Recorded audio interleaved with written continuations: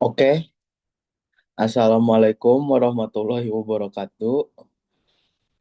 Kami dari kelompok Waalaikumsalam.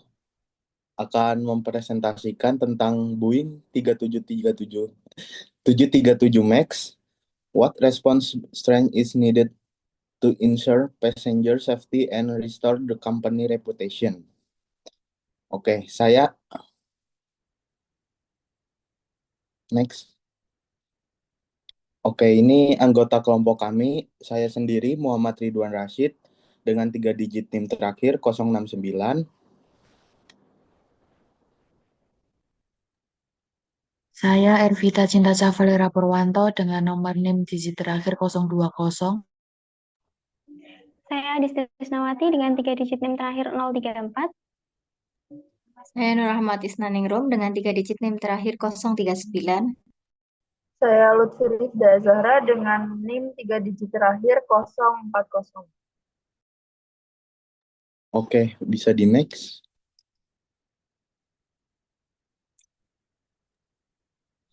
Ya, Bagian pertama ada ringkasan kasus.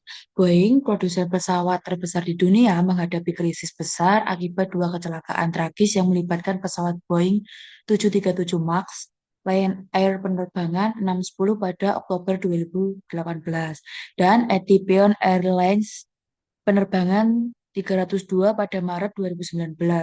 Total 346 orang tewas dan investigasi menemukan bahwa sistem perangkat lunak secara otomatis menurunkan hidung pesawat karena sensor yang salah membaca posisi pesawat dan pilot tidak mendapatkan pelatihan atau informasi cukup tentang sistem tersebut. Next.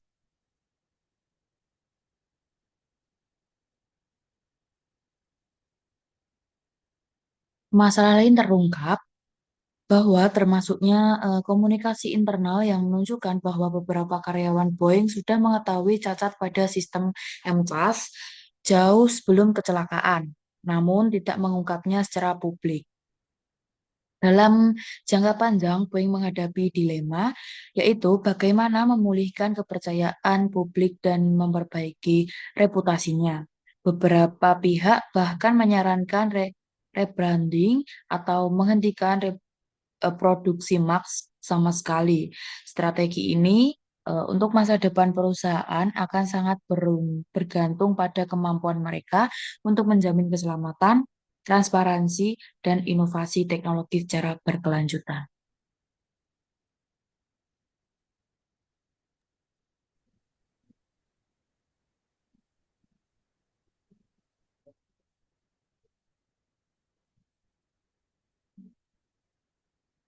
Baik, untuk yang selanjutnya ada strategi yang digunakan. Jadi ada beberapa strategi yang digunakan oleh Boeing. Yang pertama ada strategi perbaikan produk dan keselamatan. Langkah pertama yang dilakukan perusahaan yaitu fokus pada peningkatan keamanan pesawat 737 MAX. Mereka melakukan revisi dan pengujian ulang perangkat lunak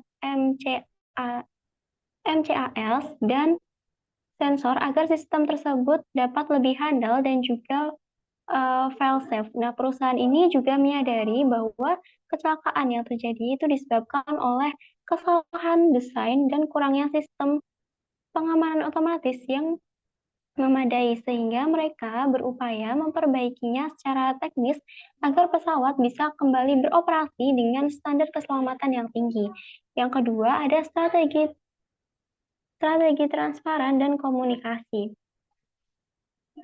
Perusahaan ini berusaha mengembalikan kepercayaan publik dan regulator dengan meningkatkan tingkat keterbukaan informasi. Mereka mengeluarkan pernyataan resmi dan menjelaskan langkah-langkah yang diambil serta menggarisbawahi komitmen mereka terhadap keselamatan penumpang. Selain itu, mereka juga perlu menjalin komunikasi yang lebih jujur dengan maskapai, regulator, dan masyarakat terkait dengan kondisi pesawat dan langkah perbaikan yang akan dilakukan. Next.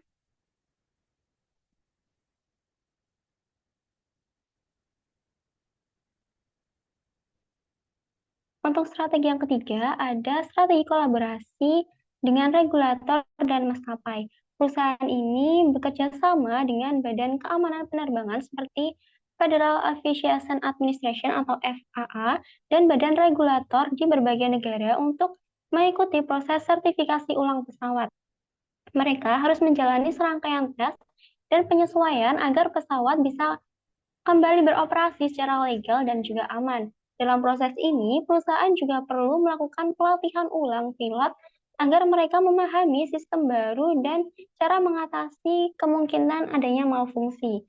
Yang keempat, ada strategi memperkuat citra perusahaan melalui inovasi dan juga komitmen. Selain memperbaiki produk, perusahaan juga berusaha menunjukkan bahwa mereka serius dalam menjalankan nilai keselamatan dan juga inovasi. Mereka menambah investasi dalam R&D dan mulai mengedepankan budaya keselamatan dalam seluruh proses produksi dan pengembangan produk mereka.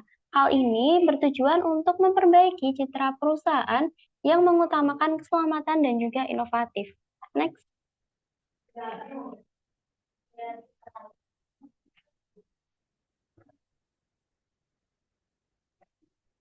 Strategi yang terakhir ada strategi pemulihan kepercayaan pelanggan dan pasar. Dalam konteks ini, perusahaan melakukan kampanye komunikasi dan penyesuaian kebijakan agar maskapai merasa yakin bahwa perusahaan ini adalah pilihan yang aman dan terpercaya. Mereka juga harus menangani kerugian finansial dan juga reputasi secara bersamaan dengan harapan pesawat Max ini bisa kembali berfungsi normal dan mendukung bisnis maskapai. Next.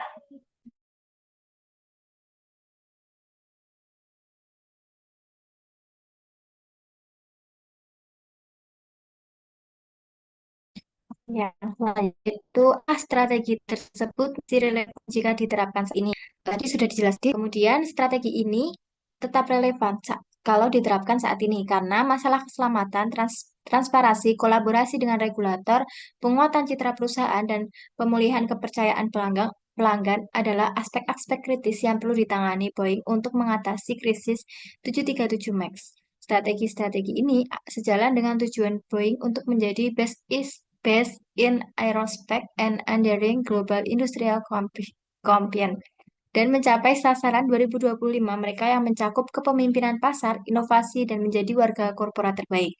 Penerapan strategi-strategi ini akan secara efektif membantu Boeing tidak hanya mengatasi krisis 737 MAX, tetapi juga memperkuat fondasi untuk pertumbuhan jangka panjang dan mempertahankan posisinya sebagai pemimpin industri kedirgantaraan global.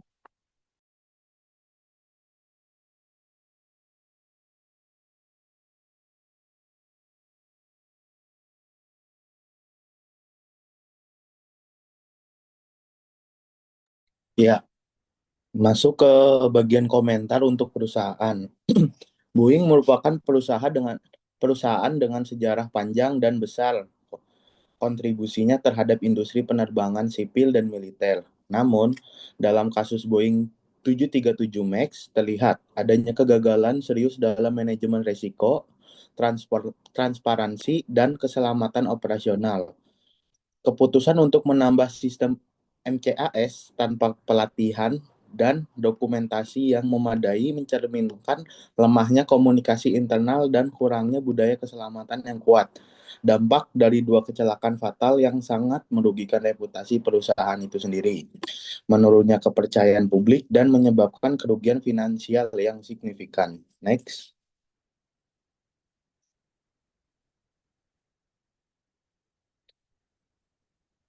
Nah, untuk masukan masukan untuk perusahaan itu yang pertama ada perkuat budaya keselamatan dan transportasi.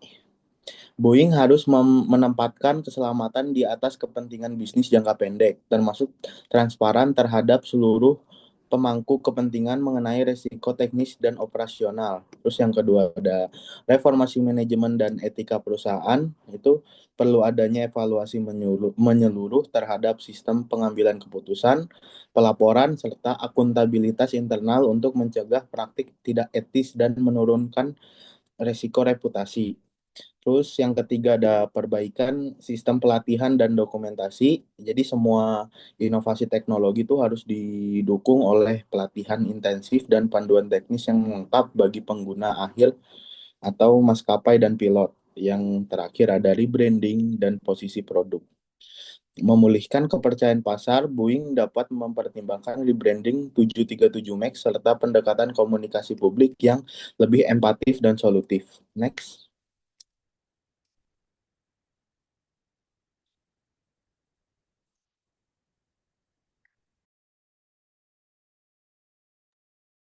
Untuk yang selanjutnya yaitu kesimpulan.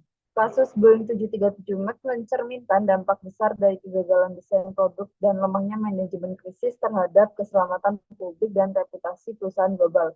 Dua kecelakaan tragis yang menewaskan 346 orang disebabkan oleh sistem perangkat lunak MCAS yang cacat dan kurang pelatihan serta transparansi terhadap pengguna. Hal ini diperparah oleh terbongkarnya komunikasi internal yang menunjukkan bahwa harapan beberapa karyawan Boeing telah mengakui masalah tersebut sejak awal, namun tidak mengambil tindakan korektif. Dalam respon krisis ini, Boeing menerapkan strategi perbaikan teknis produk yang memperkuat transportasi dan komunikasi, transparansi dan komunikasi, berkolaborasi dengan regulator, serta menginvestasikan lebih besar pada inovasi dan budaya keselamatan. Strategi-strategi ini bertujuan tidak hanya untuk mengembalikan operasional pesawat, tapi juga memulihkan kepercayaan pasar dan menjaga keberlangsungan perusahaan.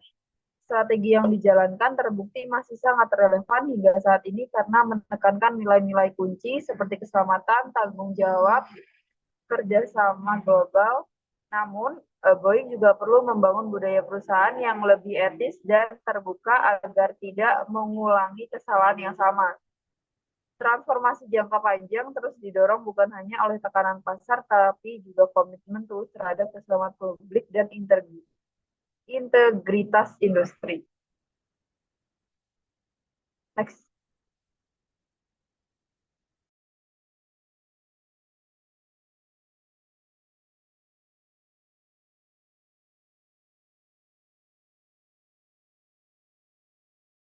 Oke, sekian presentasi dari kelompok 7. Terima kasih. Bila ada salah kata, mohon dimaafkan. Wassalamualaikum warahmatullahi wabarakatuh.